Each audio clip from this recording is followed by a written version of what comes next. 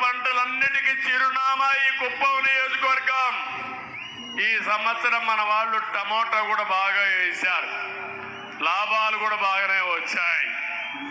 నేను ఒకటే ఆలోచిస్తున్నా, వ్యవసాయ ఆధార పరిశ్రమలు, టమోటా ఉంది, టమోటా నుంచి క్యాచప్ చేయడానికి లేకపోతే టమోటా జ్యూస్ తయారు చేయడానికి ఫ్యాక్టరీలు రావాల్సిన అవసరం ఉంది.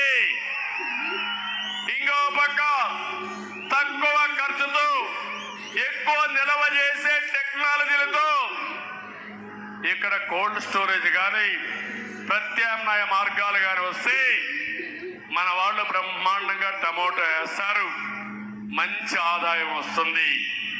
ఇక్కడ పూలు పండిస్తున్నాం, పూలు కూడా ఈరోజు చూస్తే నేను వస్తే మొత్తం నియోజకవర్గం అంతా పూల వర్షం కురిపించారు. ఈ నియోజకవర్గంలో ఎక్కడి నుంచో తేలేదు, మన పొలాల్లో పండే పూలే రోడ్డు మీదకి వచ్చాయి, వర్షాన్ని కురిపించే పరిస్థితికి వచ్చారు. చాలా గర్వంగా ఉంది. అలాంటి పూలు పండించే రైతాంగానికి మార్కెట్ ఏర్పాటు చేసే బాధ్యత నాదని మీ అందరికీ హామీ ఇస్తున్నా. కూరగాయలు కానీ అదే మరిగా పండ్లు కానీ పూలు కానీ ఇలాంటివి ఏవైతే పండిస్తున్నారో వాళ్ళందరితో రైతులతో ఒక సమాఖ్య ఏర్పాటు చేస్తా, వాళ్ళందరి ఆలోచనలు తీసుకుంటా ఇక్కడి నుంచి నేరుగా మార్కెట్కి ఎట్టే పంపించాలను, దానికి ఏమేమి అవసరం ఉన్నాయో అవన్నీ చేస్తా. ఎప్పుడో నా కోరిక ఇక్కడే ఒక విమానాశ్రయం తీసుకొచ్చి ఇవన్నీ కూడా కార్గో ద్వారా పంపించాలని ఒక ఆలోచన చేశాం. దుర్మార్గులు దాన్ని కూడా నిలిపేశారు. నేను ఒకటి హామీ ఇస్తున్నా, వీలైనంత తొందరలో కుప్పంలో విమానాశ్రయం కూడా వస్తుంది. ఇక్కడి నుంచి మనం పండించిన కూరగాయలు ఎయిర్ కార్గో ద్వారా విదేశాలకు కూడా పంపించే ఏర్పాట్లు చేసే ఆలోచన చేస్తున్నాను. మనం కూడా ఎవరన్నా రావాలన్నా మనం వెళ్ళాలన్నా చిన్న చిన్న ఫ్లైట్లు కూడా వస్తున్నాయి. అవి కూడా వస్తే లాజిస్టిక్స్ పెరుగుతుంది. ఇటు బెంగళూరుకి, అమరావతికి, చెన్నైకి ఈ యొక్క ఫెసిలిటీ వస్తుందని చెప్పి కూడా నేను మీకు తెలియజేస్తున్నా. ఇంకో పక్క నేను ఒకటే వ్యవసాయంలో మీ అందరినీ కోరుతున్నాను, ఒక పక్క ప్రతి ఒక్క ఎకరాలో వాణిజ్య పంటలు పండిద్దాం, గిట్టుబాటు ధర ఏర్పాటు చేసే బాధ్యత తీసుకుంటాను. పాడి పరిశ్రమ మీరు గుర్తుపెట్టుకోవాలి. ఇప్పుడు నేను తొందరగా మీటింగ్ కూడా కంప్లీట్ చేయాలి. 5 అయితే మీకు జ్ఞాపకం వస్తుంది, మేము ఆవు పిలుస్తా ఉంటుంది మిమ్మల్ని అందరినీ, ఎందుకంటే పాలు పిండాలి. అది మీ ఎక్కడున్నా మీకు గుర్తు చేస్తుంది. ఆ రోజు నేను ఇంటికి 2 ఆవులు పట్టిస్తానంటే నన్ను ఎగతాళి చేశారు, అవునా కాదా అని అడుగుతున్నా మిమ్మల్ని. ఆ 2 ఆవులే ఈ రోజు మనకందరికి జీవనోపాధి అయింది. కష్టకాలంలో వెసులుబాటు వచ్చింది, అవునా కాదా తల్లి అని మిమ్మల్ని అడుగుతున్నా. ఒకప్పుడు మగవాళ్ళ పైన మీరు డబ్బులకు ఆధారపడేవాళ్ళు, ఇప్పుడు మగవాళ్ళు మీ పైన డబ్బులకు ఆధారపడుతున్నారు, అవునా కాదా? అందుకే ఆలోచిస్తున్నా, ఈరోజు 3 లక్షల నుంచి 4 లక్షల లీటర్లు పాలు వస్తున్నాయని చెప్పారు.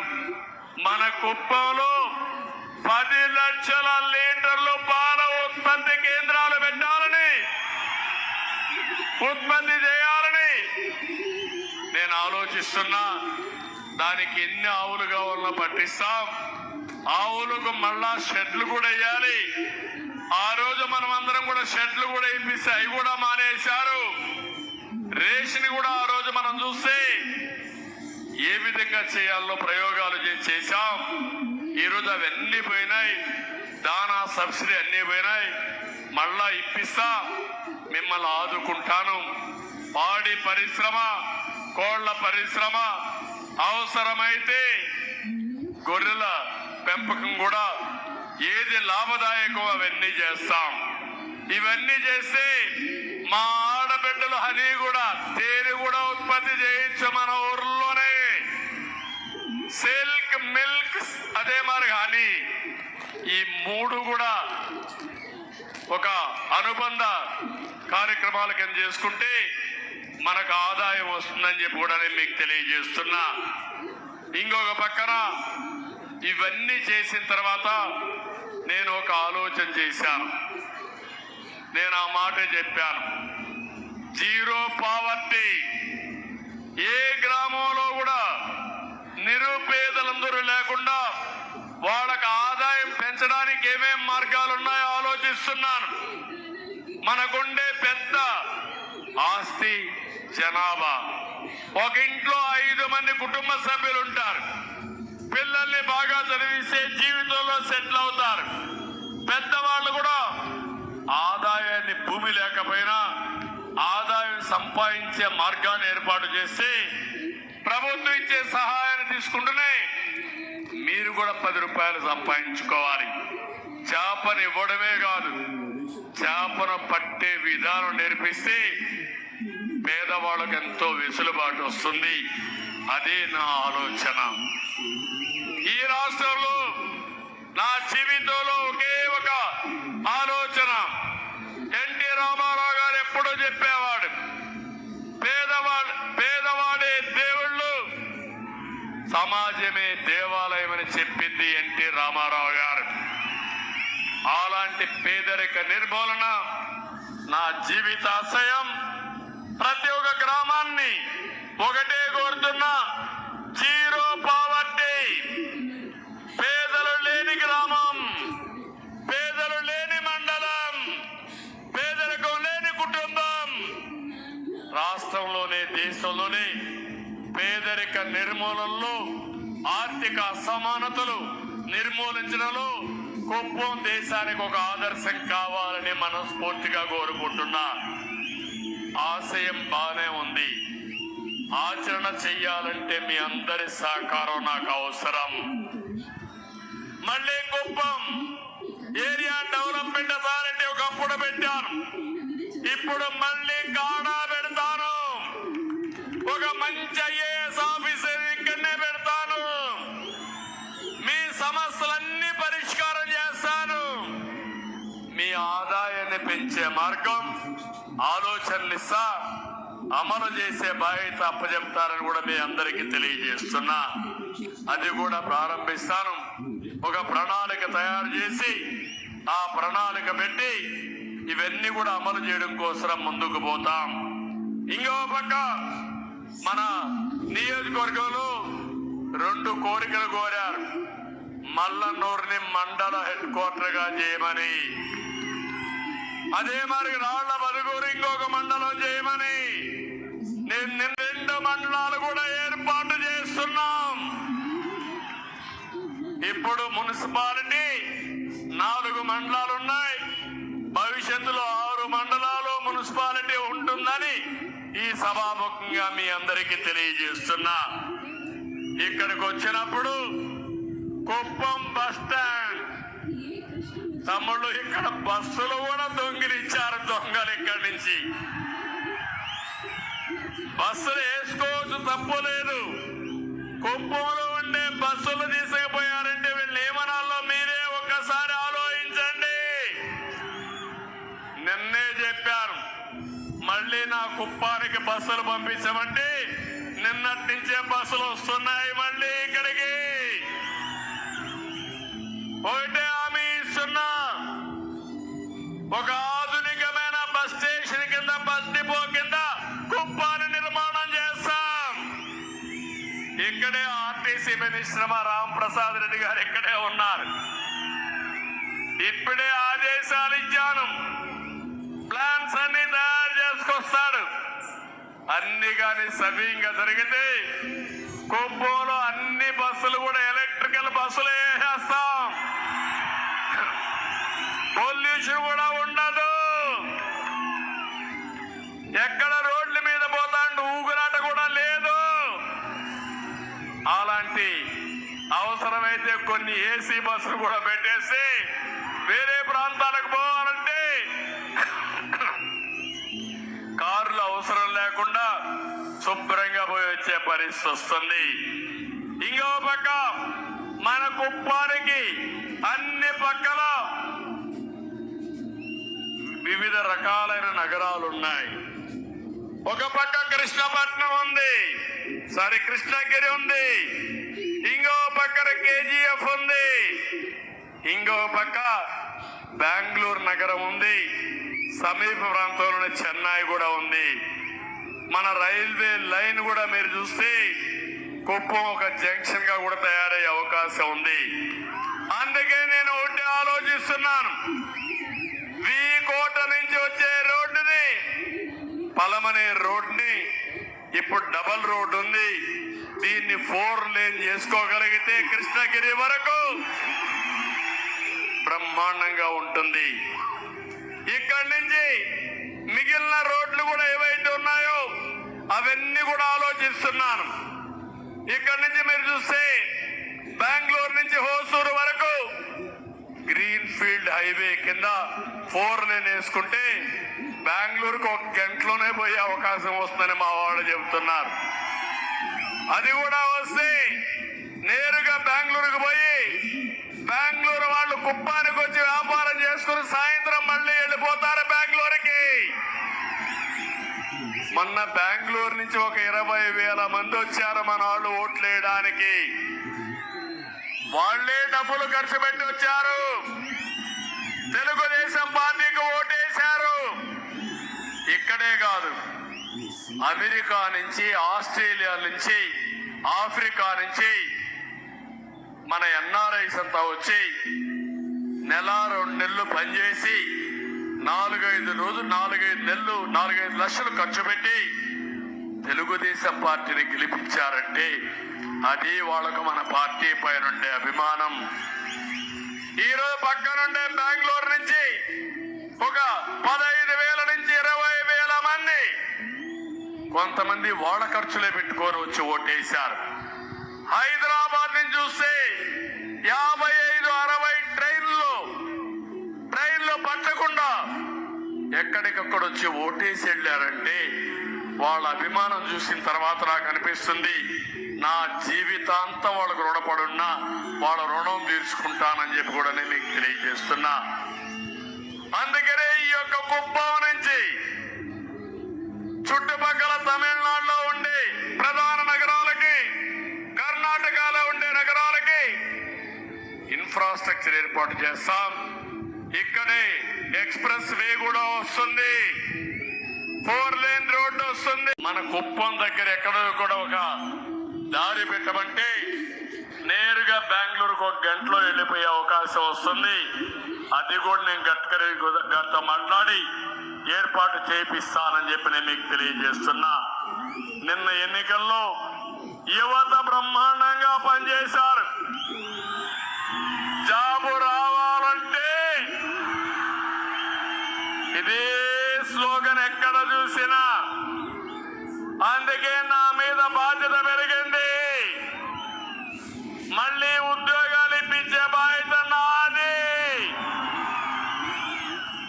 అందుకనే ఆలోచిస్తున్నాను, మన కుప్పానికి టెక్స్టైల్ కానీ, ఫుడ్ ప్రాసెసింగ్ కానీ వివిధ రకాలైనటువంటి ఇండస్ట్రీస్ రావాలి.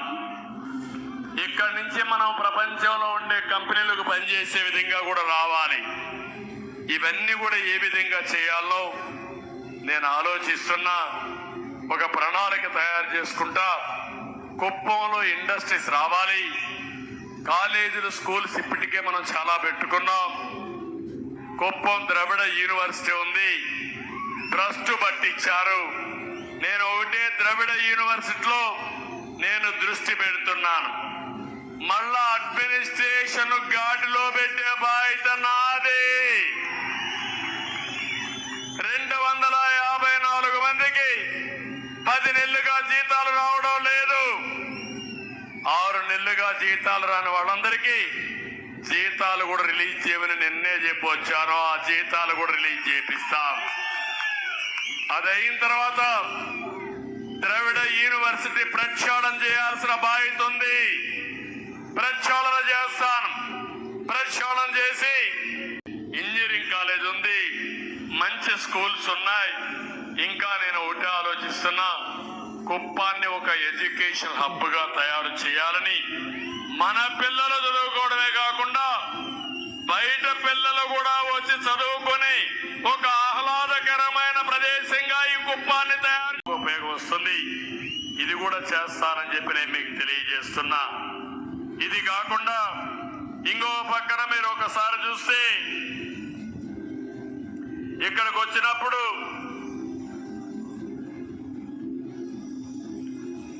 నేను కుప్పం విషయం ఇప్పుడే చెప్పాను. ఇది కాకుండా మీరు చూసినప్పుడు మనం కట్టిన కమ్యూనిటీ బిల్డింగ్స్ కూడా అట్నే పెట్టి వదిలిపెట్టి వెళ్ళిపోయారు. వన్యకుల క్షత్రియ భవనం 90% పూర్తయి మిగిలిపోయింది. కురుబ భవనం అసంపూర్తిగా ఉంది. బలిజ కులస్తులకు ఒక భవన నిర్మాణం ఇస్తే అది కూడా నిలిపేసే పరిస్థితికి వచ్చారు. వాల్మీకి భవనం పూర్తి అయింది, దీన్ని కూడా అభివృద్ధి చేయాలి. గాండ్ల కులస్తులకు ఇచ్చిన భవనం కూడా పూర్తి చేయాలి.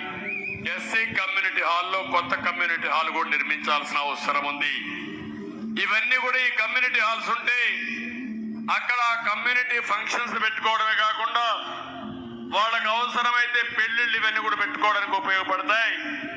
ఆ తర్వాత అక్కడే సమావేశాలు పెట్టుకొని వాళ్ళ అభివృద్ధికి ఆలోచనలు చేసే కార్యక్రమానికి కూడా శ్రీకారం చుట్టే అవకాశం ఉంది. ముస్లింల కోసం నిర్మించిన షాదీఖానా కూడా నిరుపయోగంగా ఉంది. వాళ్ళు కూడా షాదీఖానా కావాలని అడుగుతున్నారు. వాళ్ళదే కాకుండా వడ్డెరా మొదలయ్యారు కూడా ఇచ్చాం, అక్కడ కూడా బిల్డింగ్లన్నీ పూర్తి కాలేదు. ప్రతి ఒక్క కులస్తులకు ఇచ్చిన కమ్యూనిటీ బిల్డింగులకి ఆర్థిక సహాయం చేసి పూర్తి చేసే బాధ్యత నేను తీసుకుంటాను. ఆ తర్వాత మీరందరూ చేయాల్సింది, మీరు ఆ సమావేశాలు పెట్టుకుని మీ కమ్యూనిటీ అభివృద్ధి కోసం మీరు కృషి చేయండి. నేనేం చేయాలనో చేసే పరిస్థితి నేను తీసుకొస్తా. అన్ని కులాల్లో ఉండే పేదవాళ్ళని, అన్ని మతాల్లో ఉండే పేదవాళ్ళని పైకి తీసుకొచ్చే బాధ్యత తెలుగుదేశం పార్టీది. ఎమ్మెల్యేగా నా బాధ్యత అని చెప్పి కూడా నేను మీకు తెలియజేస్తున్నా. మన నియోజకవర్గంలో భక్తి ఎక్కువ, దేవుళ్ళ పైన. ఆ టెంపుల్లో ఎన్ని అరాచకాలు జరిగాయో మీరే చూశారు. ఆ గంగమ్మ తల్లి వీళ్ళని చిత్తుగా ఓడించి భూస్థాపితం చేసింది. వెంకటేశ్వర స్వామిని అప్రతిష్ట పాలు చేశారు. వెంకటేశ్వర స్వామిని ఊరూరు తిప్పారు పెళ్లిళ్లకు, పేరంటాలకి. ఆయనకు కూడా కోపం వచ్చింది. ఒకటి అనుకున్నాడు, నా పేరు దుర్వినియోగం చేసిన వాడు ఎవడైనా సరే భూగర్భంలో కలిసిపోతారనే ఉద్దేశంతోనే ఈరోజు ఈ పార్టీని ఓడించే పరిస్థితికి వచ్చాడు. నేను ఇక్కడే మీ అందరికి ఒకటి హామీ ఇస్తున్నా. తిరుపతి గంగమ్మ, మల్లప్ప కొండ, బేటరాయ స్వామి ఆలయం, కనకనాశనం ఆలయం, రాళ్ల బదుగూరులో ఉండే కోదండ రామాలయం, యామగానపల్లి ధర్మరాజుల ఆలయం, ఇవన్నీ కూడా పెద్ద ఎత్తున అవసరమైతే డబ్బులు ఖర్చు పెట్టి అభివృద్ధి చేసే బాధ్యత నాది. మంచి దేవాలయాలుగా తయారు చేసి మీరు కూడా రోజంతా కష్టపడి మందుల షాపు పోకుండా, మద్యం షాపు పోకుండా దేవాలయానికి పోయే కార్యక్రమానికి శ్రీకారం చుడదాం. పుణ్యము పురుషార్థం రెండు దొరుకుతాయి. ఇది కాకుండా చిన్న చిన్న దేవాలయాలు ఉన్నాయి, 100 పైన ఉన్నాయి. అవసరమైతే దేవాలయానికి 10 లక్షలు 20 లక్షలు కావాలంటే ఇచ్చి పూర్తిగా అభివృద్ధి చేసే బాధ్యత తీసుకుంటాం. ఇది కాకుండా బీసీ, ఎస్సీ, ఎస్టీ హాస్టల్స్ ఉన్నాయి. హాస్టల్స్ అన్ని దెబ్బతిన్నాయి, చాలా ఇబ్బందుల్లో ఉన్నాయి. అవి కూడా బాగు చేసే బాధ్యత తీసుకుంటాను. ఇప్పుడే కలెక్టర్కి ఆదేశాలు ఇచ్చా. 1 వారంలో యాక్షన్ ప్లాన్ తయారు చేయండి. పేద పిల్లలు చదువుకునే హాస్టల్స్ కానీ కాలేజీలు కానీ కనీస అవసరాలు ఇవ్వాల్సిన అవసరం ఉంది. వసతులు ఏర్పాటు చేయాలని చెప్పి చాలా స్పష్టంగా చెప్పారు. ఇంకో పక్క అన్ని గ్రామాలకు మొబైల్ ఫోన్లు. మా తల్లి అయితే ఫోన్ తీసుకొని మొత్తం షూటింగ్ చేస్తా ఉంది మీటింగ్. కానీ ఇక్కడి నుంచి ఇంటికి పంపించాలంటే ఓసారి బ్యాండ్ విత్ లేకపోతే అక్కడికి పోయే పరిస్థితి ఉండదు. అందుకే అన్ని మారుమూల గ్రామాల్లో కూడా బ్రహ్మాండమైన నెట్వర్క్ ఉండేట్టుగా, బ్యాండ్ విత్ ఉండేట్టుగా చేసే బాధ్యత తీసుకుంటాం. ఇప్పటికి ఒక 4-5 గ్రామాల్లో లేదు, అది కూడా చేస్తాం. ఇప్పుడు మనం చూస్తే రామకుప్పం అటవీ ప్రాంతంలో గంజాయి కూడా సాగు చేస్తున్నారంటే ఈ వైఎస్ఆర్ కాంగ్రెస్ దొంగలు. అంటే గంజాయి పెరట్లో పండించే పరిస్థితికి వచ్చేసారు వీళ్ళు. అందుకే ఉక్కు పాదం మోపతాం. గంజాయి ఎవడైనా ఎక్కడైనా సాగు చేసి నిన్ను మాత్రం వదిలిపెట్టమని చెప్పి మరో